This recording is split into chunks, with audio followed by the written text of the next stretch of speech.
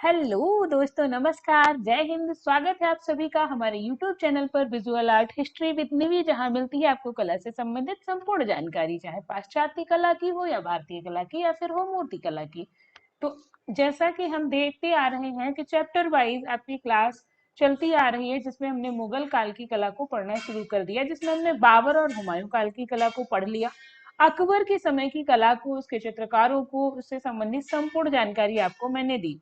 आज की वीडियो में मैं आपको देने वाली हूँ जहांगीर काल की कला से संबंधित संपूर्ण जानकारी। जहांगीर काल की कला, जिसे भारतीय चित्रकला में बहुत महत्व मिला, और संपूर्ण मुगल कला में कहे तो इस भारतीय चित्रकला का या संपूर्ण मुगल कला का स्वर्ण काल किसे कहा जाता है, तो जहांगीर काल की कला को कहा जाता है। जहांगीर के काल में कौन से चित्रकार कार्य करते थे, जहांगीर काल में किस कला को विशेष महत्व मिला, जहांगीर काल में चित्रकारों की तकनीकी क्या थी, जहांगीर काल के चित्रकारों ने क्या चित्रित किया, कौन से ग्रंथों का चित्रण हुआ, किस तरीके के चित्र बनाए गए और क्या क्या महत्वपूर्ण है और क्या विशेषताएं हैं, ये सारी चीजें हम आज की वीडियो में जानेंगे। तो बने रहिएगा हमारे साथ। आपकी स्क्रीन पे जो पेंटिंग दिख रही है, एक तो ग्लोब पकड़े जहांगीर और दूसरा हाथ में मोर का पंख पकड़े जहांगीर, और साइड में आपको यहाँ पर दिख रही है मंसूर के द्वारा बनाई गई जेब्रा नामक पेंटिंग। तो कुछ इन पेंटिंग्स के साथ आपको आपकी क्लास को आज शुरू करते हैं। तो क्लास थोड़ी सी लंबी हो सकती है क्योंकि ज्यादा डिटेल में बताया गया है, और इसको पढ़ने के बाद आपका एक भी पॉइंट छूटेगा नहीं। और हाँ, एक चीज और यहाँ पर मैं क्लियर कर दूं कि लास्ट टाइम मैंने जो अकबर काल की वीडियो डाली थी, तो उसमें किसी ने कमेंट किया था कि मैम कलीलाहा दिमनाहा जो है महाभारत का फारसी अनुवाद नहीं है, वो पंचतंत्र का अनुवाद है। तो आप प्लीज, मैं मोस्टली आपको सारी चीजें सही बताती हूँ, बाई मिस्टेक कहीं गलती हुई हो तो मैं ये नहीं कह सकती कि मैं भी इंसान हूँ, लेकिन आप प्लीज एक बार देख लीजिएगा। मैं किताबों से प्रमाणित चीजों को ही बताती हूँ। रीता प्रताप जी की पुस्तक में स्पष्ट लिखा है कि कलिलाह दिमनाह जो है महाभारत का फारसी अनुवाद है, जिसे रुगदी ने किया था। ठीक है, तो अब ये चीज क्लियर रखिएगा, कोई भी डाउट नहीं रखेंगे, मैंने क्लियर कर दिया। ठीक है, इसमें भी मेरा मोटिव ये है कि अगर आपसे मिस्टेक हुई है तो उससे सुधार लें, और अगर मुझसे मिस्टेक होती तो मैं जरूर उसको सुधारती हूँ। ठीक है, चलिए हम शुरू करते हैं आज की क्लास को। सबसे पहले हम देखेंगे जहांगीर के शासनकाल को। जहांगीर, जिसका शासनकाल 1600 कहीं कहीं 5 मिलता है, वैसे 1606 से माना जाता है 1627 ईस्वी तक। ठीक है, 1606 ईस्वी से 1627 ईस्वी तक जहांगीर ने शासन किया भारत पर। और इसके समय में जो कला का विकास हुआ, जो कला का उत्थान हुआ, जिसके कारण इसे मुगल शैली का स्वर्ण काल कहा जाता है, सारी चीजों को हम जानेंगे। तो इसका समय पूछ लिया जाए अगर आपसे, तो 1606 से 1627 ईस्वी तक माना जाता है, जहां से कला का आरंभ होता है इसके समय में। ठीक है, 5 में यह गद्दी पर बैठता है, अलग अलग स्थानों पर अलग अलग चीजें उल्लिखित मिलती हैं। भाई 5 में बैठता है, 1 साल इसको समझने में लगता है, चित्रकारों को समझने में लगता है कि कौन सा चित्रकार कहाँ पर कार्य कर रहा है। तो इन सभी चीजों को समझने के बाद 6 से इसके समय में चित्रकला का आरंभ होता है, और अपने चरम काल पर या अपने स्वर्ण काल के रूप में यहाँ इसके समय की कला जानी जाती है। जहांगीर को कला विशेषज्ञ के रूप में भी जाना जाता है। आप लोगों को पता होगा कि अकबर के दरबार में दो चित्रकार जो मेन चित्रकार थे, अगर हम कहें दो मुस्लिम चित्रकार, कौन कौन से थे, तो आपके अब्दुल समद सिराजी और मीर सैयद अली जुदाई। इन दोनों के पुत्रों के साथ, इनके पुत्र के साथ खेलता था ये जहांगीर।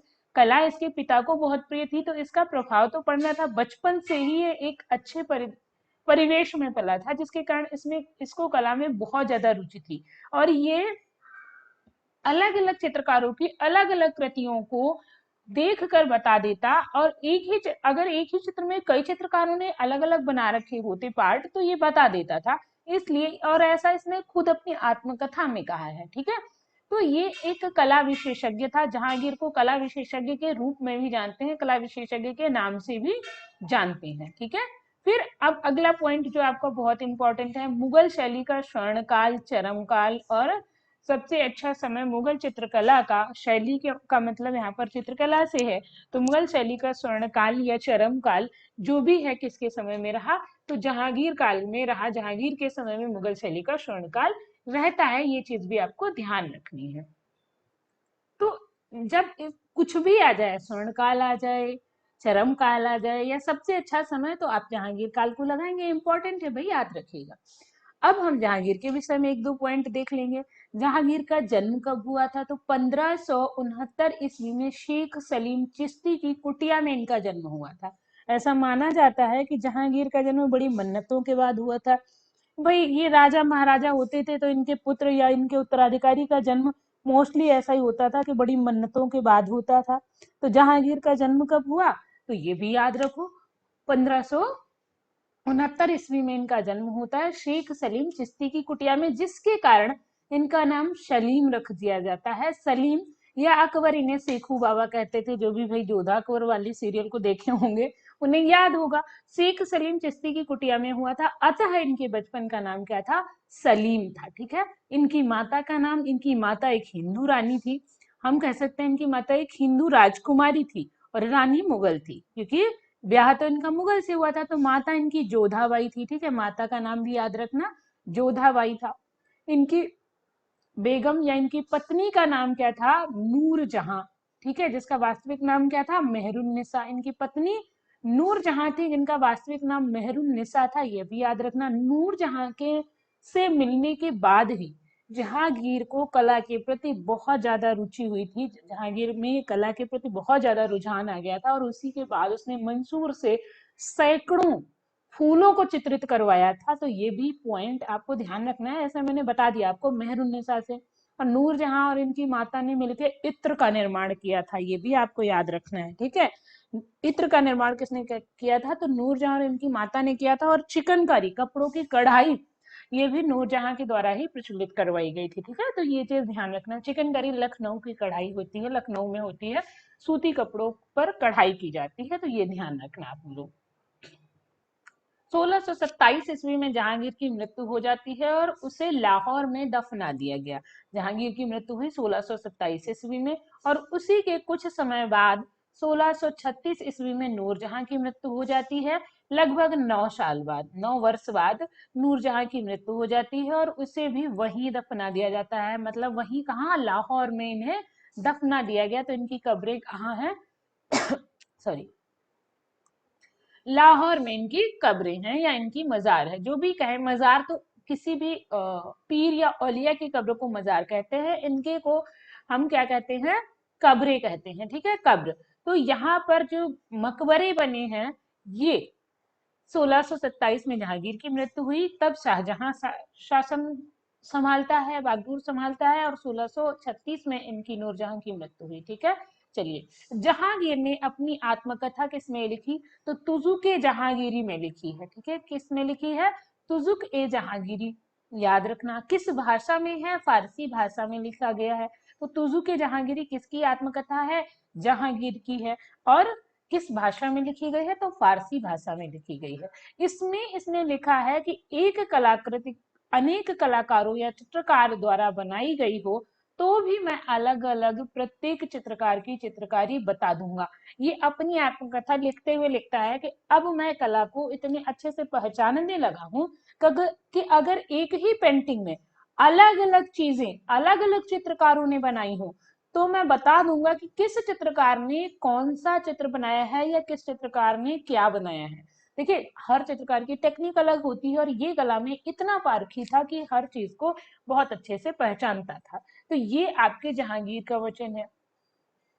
इसने आगरा में चित्रशाला की स्थापना की और इस चित्रशाला का प्रधान चित्रकार या मीर मुसव्विर किसे बनाया? तो अकारिजा को बनाया। ठीक है, किसे बनाया? अकारिजा को बनाया था प्रधान चित्रकार या मीर मुसव्विर। किसने? आपके जहांगीर ने। आगरा में जो चित्रशाला बनवाई उसने, उसमें अकारिजा को मीर मुसव्विर या प्रधान चित्रकार बनाया। जहांगीर काल में अकबर काल से चली आ रही जो कला थी, अब यहाँ हुआ क्या ना, जो अकबर काल में चित्रकला चली आ रही थी वो परंपरा धीरे धीरे समाप्त हो गई। अकबर काल में था क्या? अकबर काल में ग्रंथ चित्रण हो रहा था।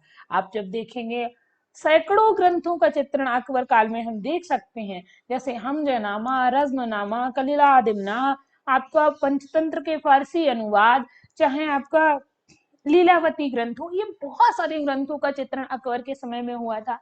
अब भाई इसको ऐसे ले सकते हो क्योंकि अकबर साहब, जो अकबर महोदय थे, वो थे नहीं पढ़े लिखे, तो उनको तो उसको समझने के लिए चित्र देखने पड़ते थे।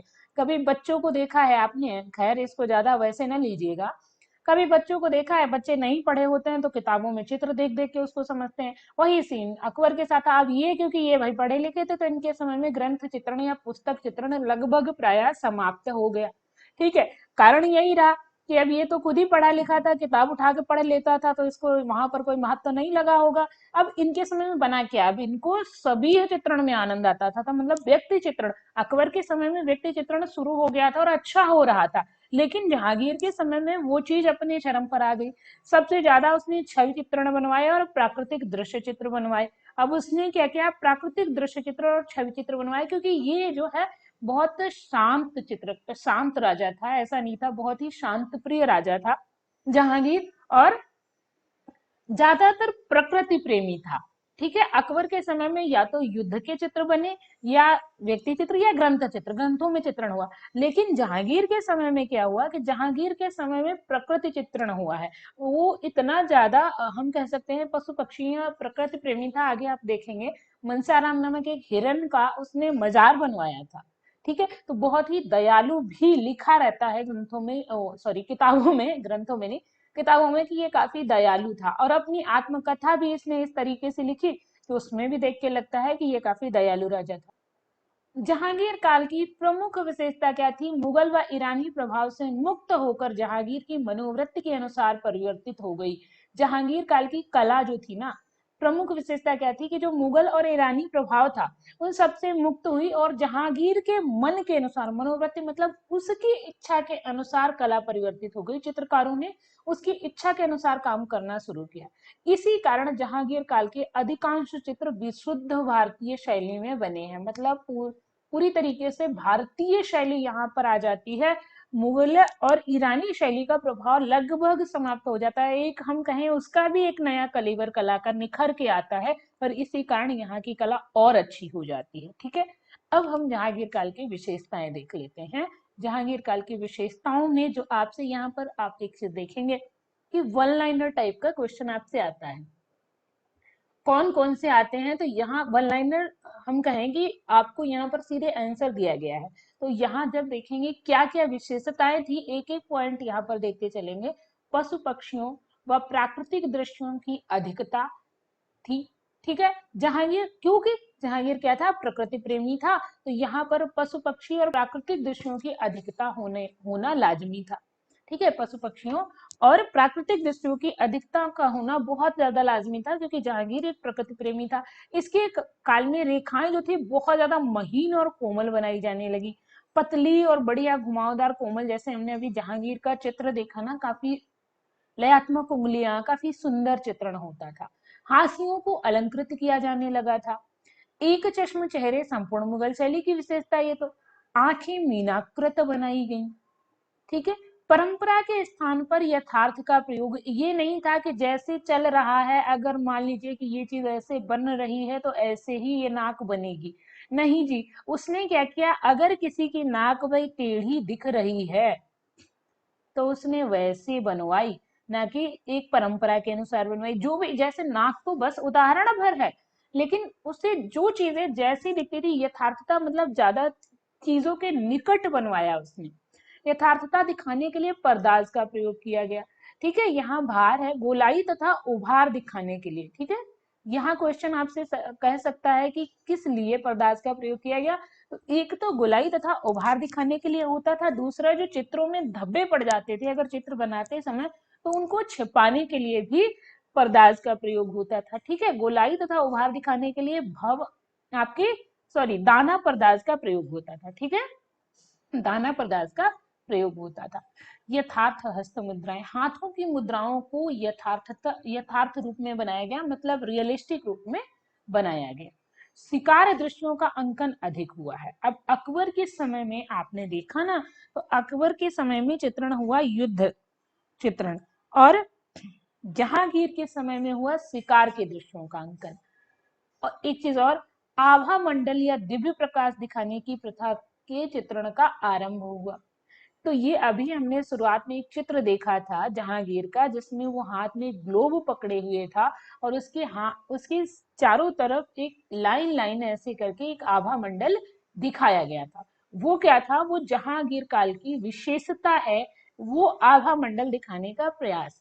आभा मंडल किसी दिव्य पुरुष के लिए या किसी एक अलौकिक व्यक्ति के लिए दिखाया जाता है, और जहांगीर खुद को एक दिव्य रूप में दिखाना चाहता था, इसलिए उसके चारों तरफ दिव्य या आभा मंडल दिखाने की परंपरा का आरंभ हुआ। प्रकृति चित्रण का प्रारंभ हो गया भाई इसके समय। एक टाइम था कि मुगल शैली में प्रकृति चित्र या जीवित लोगों के चित्र ही नहीं बनाए जाते थे। मैंने एक कहानी पढ़ी थी बचपन में, एक काकी की, तो उनके संदूक में एक पुरानी तस्वीर होती है, वो उसे देख रही होती हैं, एक बच्ची देख लेती है, वो इस्लाम धर्म से संबंधित होती हैं। तो वो कहती है किसी को बताना नहीं, क्योंकि तस्वीर देखना, किसी की तस्वीर रखना हराम है, कुछ ऐसे करके कहानी थी। तो वहां मुझे तब इतना समझ में नहीं आता था कि ये क्या है, लेकिन अब जब इसको पढ़ा ना तो समझ में आया। इस्लाम धर्म में किसी की भी तस्वीर बनाना मना था। अब यहाँ पर प्रकृति चित्रण का आरंभ अकबर के समय से ही, पहले से ही हो गया था, लेकिन जहांगीर के समय में प्रकृति चित्रण बहुत अच्छा होने लगा या इसका आरंभ हो गया। ठीक है, तो ये चीजें भी आपको ध्यान रखनी है। अकबर के काल में दरबारी चित्रण बहुत ज्यादा हुआ। ईसाई विषयों पर चित्रण। अब धीरे धीरे भारत में कुछ एक आध अंग्रेजों का आना शुरू हुआ था इस समय। ठीक है, तो अब अंग्रेजों का आना शुरू हुआ था, जहांगीर के दरबार में भी आए, तो उनसे प्रेरित होकर कुछ ईसाई विषयों का भी चित्रण कहाँ हुआ? जहांगीर काल में हुआ। इस समय हिंदू विषयक पौराणिक व धार्मिक चित्रण बिल्कुल बंद हो गया। ठीक है, बिल्कुल बंद। किसके समय? जहांगीर के समय में। अकबर के समय में ये अपने चरम पर था। हिंदू चित्रकार तो थे, लेकिन अब जहांगीर के समय में हिंदू चित्रकार थे, लेकिन चित्रण बंद हो गया। हिंदू धार्मिक पौराणिक ग्रंथों का चित्रण यहाँ बंद हो गया। ठीक है, तो ये अब धीरे धीरे ये बढ़ने लगा। शाहजहां के काल में बिल्कुल नहीं, फिर अब जब आते हैं औरंगजेब तो बिल्कुल कट्टर सुन्नी मुसलमान, उसने तो चित्रण ही बंद करवा दिया। तो हिंदू धार्मिक चित्रण केवल अकबर के समय में हुआ। अगर कोई चित्र आ भी जाए कि किस मुगल शासक के शासन में बना, तो आप लगा दो अकबर। हिंदू चित्र, अगर हिंदू धर्म से रिलेटेड कोई चित्र आता है तो आप उसे लगा दोगे, जाहिर सी बात है। अब जहांगीर कालीन चित्रकारों को देख लेते। देखिए जहांगीर जो था ना, चित्रकारों को बहुत महत्व देता था, बहुत सम्मान देता था जहांगीर। तो इसलिए जहांगीर के दरबार में भारतीय चित्रकार तो थे ही थे, और साथ में कुछ मुगल चित्रकार भी आए।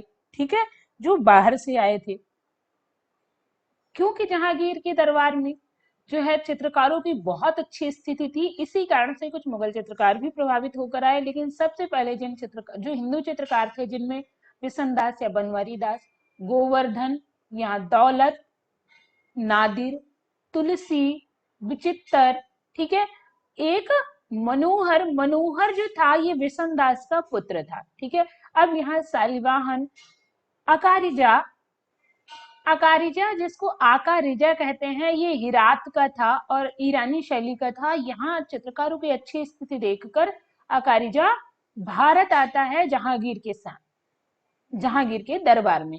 ठीक है, फिर आया फारूक बेग। ठीक है, फारूक बेग कहाँ का था? तो कुलमाक का सुप्रसिद्ध चित्रकार फारूक बेग था। इसके बाद आपका देखते हैं मंसूर, माधी, मिस्कीन, मुराद। ऐसे बहुत सारे चित्रकार जो बाहर से आए थे। मुराद जो था यह कहाँ का था? ये अकबरी चितेरा एक था, नन्ना, अकबर काल का, उसका पुत्र था। ठीक है, तो ये चीजें आपको ध्यान रखनी है। अब एक चीज और इम्पोर्टेंट है, वो ये है कि जहांगीर काल में महिला चित्रकार भी काम करती थी, जिनमें तीन थी, रुकैया बानो, साइफा बानो, नादिरा बानो। इन तीनों को आपको याद रखना है। अब महिला चित्रकार चित्रण करती थी तो क्या करती थी? मुगल राजाओं का एक हरम होता था, जहां स्त्रियां ही स्त्रियां रहती थी, जहां पुरुषों का प्रवेश निषेध होता था राजा के अलावा।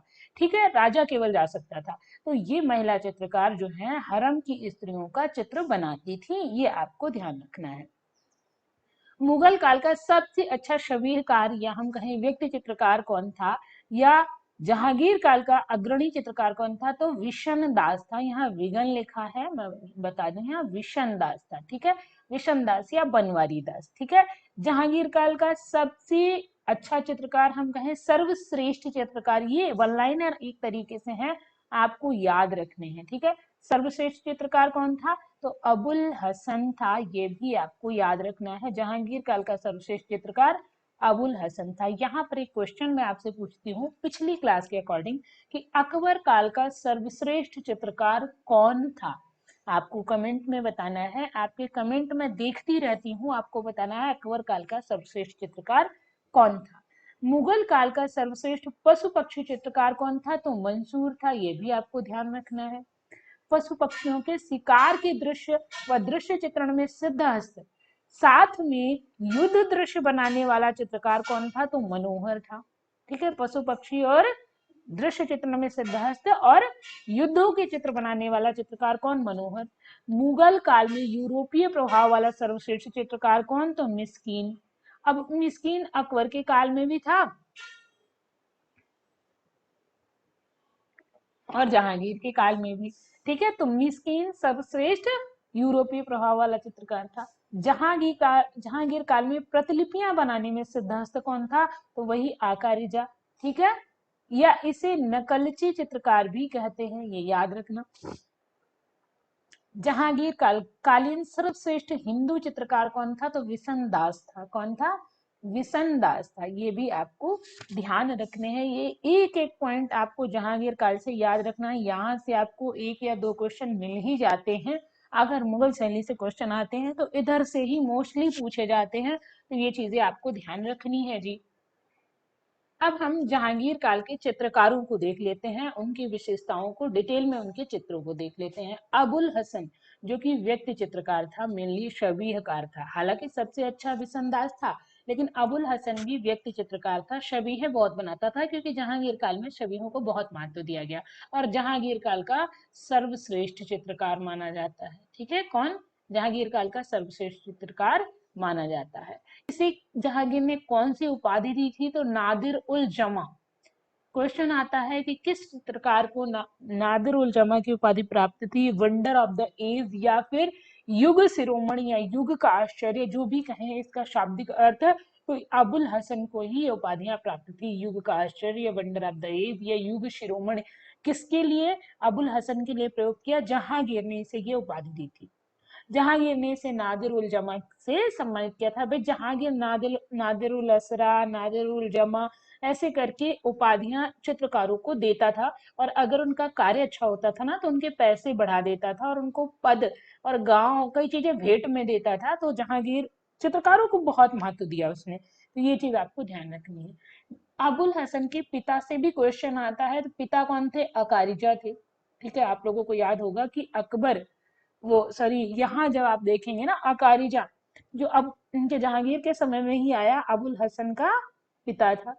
इसकी विशेषता क्या थी, तो ये प्रभावशाली चित्राकर्षक चटक रंग योजना का प्रयोग करता था और यूरोपीय शैली से प्रभावित था।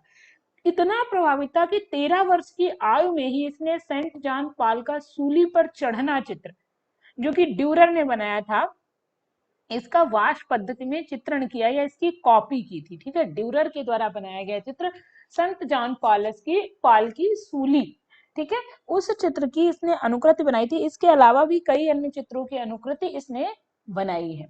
जहांगीर ने अपनी आत्मकथा तुजुके जहांगीरी में लिखा है, इस समय अबुल हसन के समान कोई चित्रकार नहीं था। मतलब अबुल हसन के जैसा अच्छा कोई चित्रकार नहीं था। किसने लिखा है, तो आपके जहांगीर ने ये लिखा है। प्रमुख चित्र अब इसके देख लेते हैं। किसके लिए, अबुल हसन के चित्रों को। बैलगाड़ी या रथ इसे कहते हैं। युवा शाहजहां या शाहजहां का तुलादान।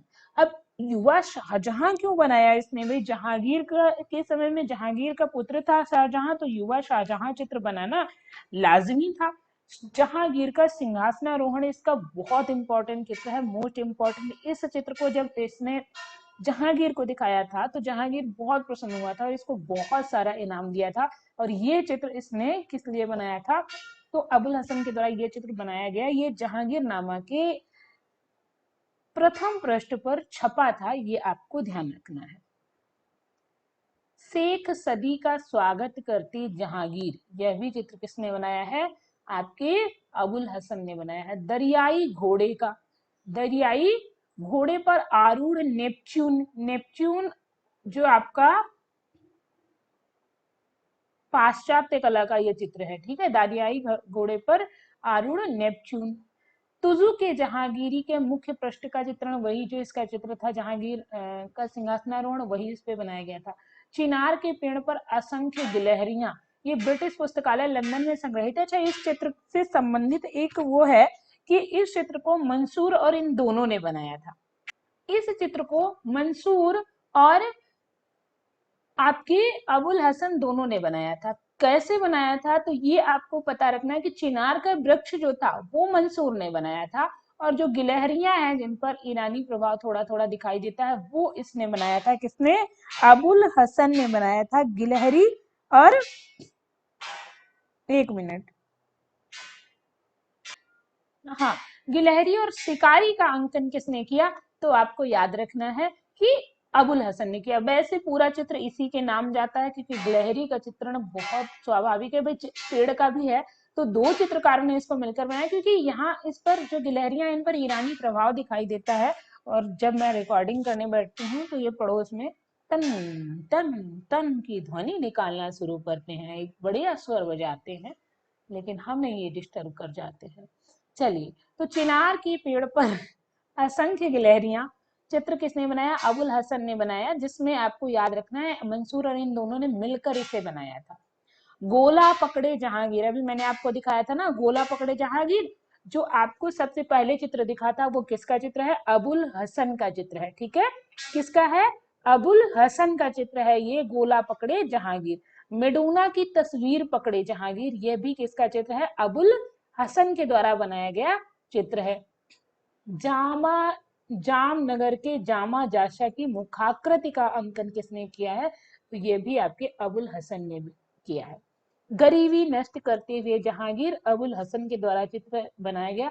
शाह अब्बास से भेंट करते तथा स्वागत करते हुए जहांगीर, अबुल हसन ने बनाया। मलिक अंबर को मारते हुए जहांगीर, यह चित्र भी अबुल हसन के द्वारा बनाया। तो जहांगीर से संबंधित बहुत सारे चित्र, जैसे आप देखेंगे हेलेनिस्टिक काल में सिकंदर से जुड़े हुए बहुत सारे चित्र बने हैं, और ऐसे ही यहाँ पर जहांगीर से संबंधित चित्र किसने बनाए? तो अबुल हसन ने बनाए हैं, ठीक है।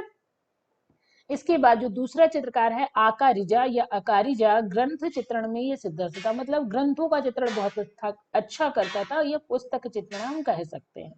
प्रमुख चित्रों की बात करें तो प्रमुख ग्रंथ चित्र कौन है? चित्रित ग्रंथ, इसने राजकंवर का चित्रण किया है। किसका? राजकंवर ग्रंथ का चित्रण किया है, जो कि कहाँ संग्रहित है? तो चेस्टर बेटी संग्रहालय डबलिन में संग्रहित है, ठीक है, ये आपको याद रखना है। अगला गजल तथा रुबाइयां, यहाँ लिखा है रुबाइयां, नींद वालों को बड़ा सुकून मिला होगा इसे देख के। गजल तथा रुबाइयां संग्रहालय कहाँ है? ये संग्रहित कहाँ है? तो ये वाल्टर आर्ट गैलरी अमेरिका में संग्रहित है। वाल्टर गैलरी अमेरिका में गजल तथा रुबाइयां संग्रहित है, ये भी आपको ध्यान रखना है।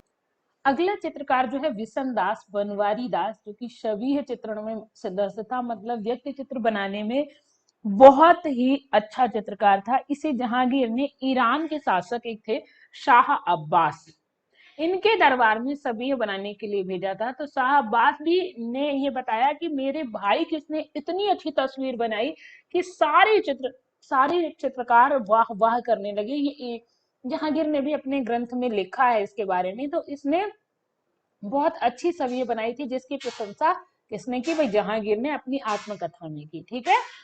प्रमुख शबीह या प्रमुख इसकी कलाकृतियों की जब हम बात करें तो सबसे पहले वही आ जाती है शाह अब्बास की तस्वीर। दूसरी नूर जहां की शबीह इसने बनाई है। शेख फूल सूफी संत की शबीह इन्होंने बनाई है, और भारत कला भवन वाराणसी में ये संग्रहित है। तो ये चीज आपको ध्यान रखनी है। तो इसके बाद आता है मनोहर, जो शिकार के चित्र बनाने में निपुण था, मतलब शिकार के चित्र, जैसे शुरुआत में ही हमने देख लिया था कि कौन सा चित्रकार क्या बनाने में सिद्धहस्त था। अब उनका हम डिटेल में देख रहे हैं। तो शिकार के चित्र कौन बना लेता था? तो जी हमारे मनोहर जी जो थे, ये शिकार के चित्र बहुत अच्छे बनाते थे, जो कि जहांगीर काल में थे। प्रमुख चित्र देख लो भाई, काला हिरन बनाया मनोहर ने। संग्रहालय कहाँ? तो विक्टोरिया एंड एल्बर्ट संग्रहालय लंदन में ये संग्रहित है। काला हिरन इन्होंने जैसे ही बनाया, इतना बढ़िया बनाया कि ये भाग गया, और भागा तो रुका कहाँ? विक्टोरिया एंड एल्बर्ट संग्रहालय लंदन पहुंच गया, वहीं पे उन्होंने इसे संग्रहित कर लिया। ठीक है। शेर का शिकार करते हुए जहांगीर, यह भी इसने बनाया। मनोहर ने, एक जहांगीर का सिंहासनारोहण मनोहर ने भी बनाया, जो कि राज्य पुस्तकालय रामपुर में संग्रहित है। लेकिन अगर पेपर में आ जाए, मैडम आपने तो दोनों बता दिया, फिर कंफ्यूज नहीं जी। अगर पेपर में आ जाए और अबुल हसन जी हैं तो आप अबुल हसन को लगाएंगे। अगर पूछ ले कि राज्य पुस्तकालय रामपुर में किसके द्वारा बनाया गया चित्र संग्रहित है, तो आप मनोहर को लगाएंगे। मान लो अबुल हसन को नहीं दिया तो किसे लगाएंगे, तो आप मनोहर को लगा देंगे। तो ये चीज यहाँ पर इसलिए उल्लेखित करनी बहुत जरूरी थी। अगला जो हमारा चित्रकार है वो बहुत इंपॉर्टेंट है, मंसूर। मंसूबे वाला मंसूर नहीं, ये वो मंसूर है जिसने पक्षियों को बहुत अच्छा बनाया है, जिसके कारण किसी को बंगाल का मंसूर, किसी को राजस्थान का मंसूर, सभी को उपाधियां दी जाने लगी जो पशु पक्षियों का अंकन अच्छा करता था। पशु पक्षी पुष्प वनस्पति का चित्रण बहुत अच्छा करता था। कौन? मंसूर। इसे मंसूर नक्काश के नाम से जानते थे। नक्काश क्योंकि इतना नक्काशीदार काम करता था। इसे भी जहांगीर ने एक उपाधि दी थी, नादिरुल असर की। तो ये भी आपको ध्यान रखना है। अब यहाँ पर आपको एक चित्र दिख रहा होगा जो कि आपको बताना है ये चित्र है कौन सा। कल की क्लास में भी मैंने क्वेश्चन में पूछा था, आज तो आप इसे बता दोगे कि ये चित्र कौन सा है, इस चित्र का शीर्षक क्या है। भाई दे सकता है एग्जाम में, आपको स्क्रीन पर दिखा सकता है, तो हमने भी दिखा दिया। अब जहांगीर काल का अबुल हसन के बाद दूसरा सर्वश्रेष्ठ चित्रकार कौन था, तो भाई आपका मंसूर था। मंसूर ने कश्मीर के लगभग 100 से अधिक पुष्पों का अंकन किया। बताया था ना मैंने क्यों किया, कि जहांगीर जब नूरजहां से मिले तो उन्हें लगा होगा कि एक लड़की को देखा तो ऐसा लगा जैसे खिलता गुलाब, तो इन्होंने कहा जाओ मंसूर सारे फूलों का चित्रण कर डालो हमारी नूरजहां के जैसा। तो यहाँ पर उन्होंने बहुत सारे फूलों का चित्रण किया मंसूर ने, यही कारण है। प्रमुख चित्र क्या है, तो बाज संग्रहालय क्या है, प्रमुख चित्र इसका कौन सा है, बाज। ये जो चित्र यहाँ पर दे रखे ये सारे चित्र हैं, आपको ध्यान रखने हैं। बाज जो कि भारतीय संग्रहालय कोलकाता में संग्रहित है। अब यहाँ पर थोड़ा सा सीरियस होकर समझिएगा कि एक एक चित्र का संग्रहालय जरूर याद रखिएगा, ये सीधे देगा कि ये चित्र कहाँ संग्रहित, ये चित्र कहाँ संग्रहित, ये चित्र कहाँ संग्रहित, या किसके द्वारा बनाया गया। तो आपको याद रखना है बाज चित्र जो है भारतीय संग्रहालय कोलकाता में है, और ये पक्षियों में सबसे अच्छा चित्र है। फिर मोरनी इसका चित्र है जो पेरिस में संग्रहित है। टर्की काक या तुर्की मुर्गा जो कि आपके स्क्रीन पे दिख रहा है, ये भारतीय संग्रहालय कोलकाता में संग्रहित है। टर्की का था ना, तो ये भारत में संग्रहित कर दिया गया। कहाँ? भारतीय संग्रहालय कोलकाता में। अगला है साइबेरिया का विरला सारस, ये भी मंसूर ने बनाया। चकोर व साज पक्षी मंसूर ने बनाया। जेब्रा का चित्र मंसूर ने बनाया, जो शुरुआत में ही मैंने आपको स्क्रीन पर दिखाया था। नील गाय इसने बनाई, जो कि मेट्रोपोलिस संग्रहालय न्यूयॉर्क में है। लाल फूलों की बहार, ये भी मंसूर के द्वारा बनाया गया है। यह लाल पुष्प जिसकी पृष्ठभूमि में पीले रंग है, ठीक है, पीले रंग की पृष्ठभूमि है। आगे मैं ये चित्र आपको दिखा दूंगी, ठीक है। तो ये चित्र आपके मंसूर के हैं, याद रखना। तो ये कुछ जहां आपके मंसूर के द्वारा बनाए गए चित्र हैं, चकोर साज पक्षी, है ना, ये कुछ पक्षियों का अंकन, ये देखेंगे आप, तोते का अंकन, साज का अंकन, ये कुछ पक्षियों का अंकन जो आपके मंसूर ने किया है, उनके विषय में यहाँ देख सकते हैं आप।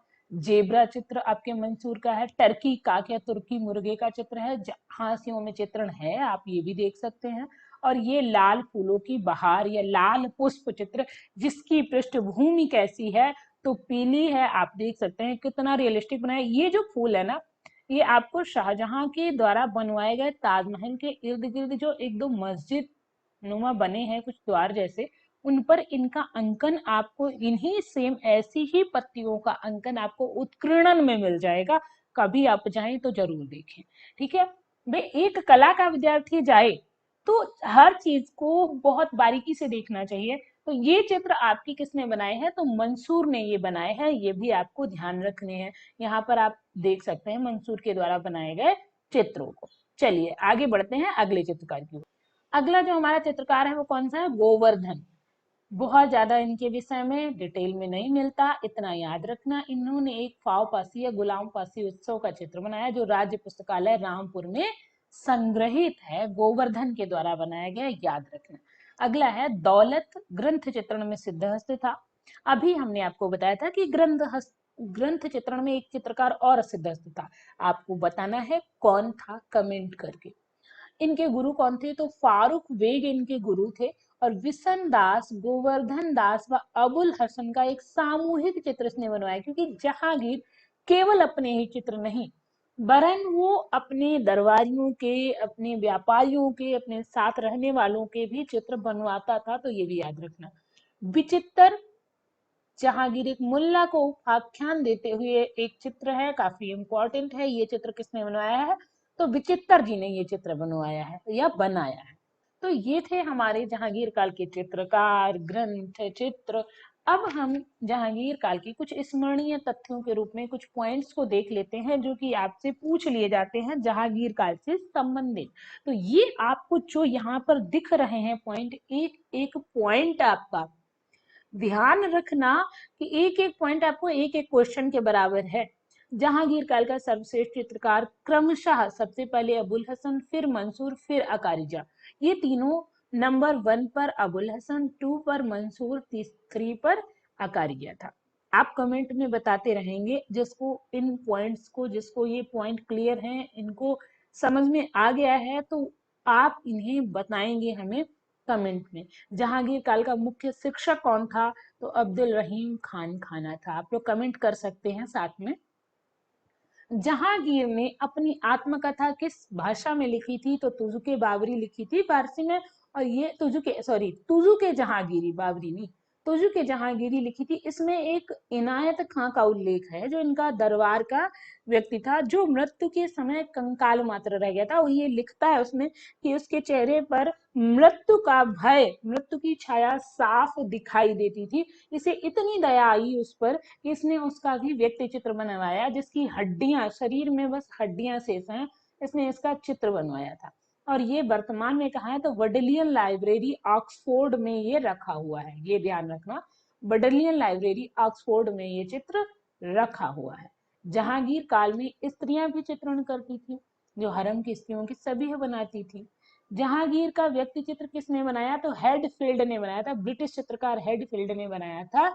और जो ये हेडफील्ड भी कहते हैं, इसने बनाया। कुछ चित्र इसके विचित्र ने भी बनाए हैं। मनोहर का नाम तुजुके जहांगीरी में नहीं मिलता। यहाँ क्वेश्चन आ जाए किस चित्रकार का नाम तुजुके जहांगीरी में नहीं मिलता, तो कौन होगा? मनोहर होगा।